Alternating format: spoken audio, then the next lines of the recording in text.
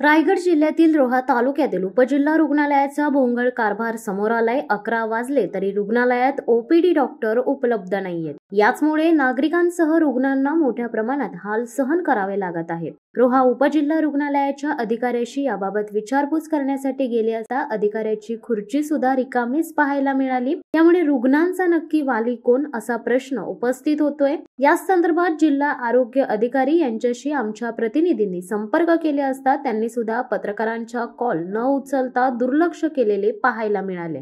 विशेष म्हणजे हा मतदारसंघ मंत्री आदिती तटकरे यांचा असून खासदार तटकरे यांचा बालेकिल्ला मानला जातो आणि याच ठिकाणी आरोग्याचा गंभीर प्रश्न उपस्थित झालाय।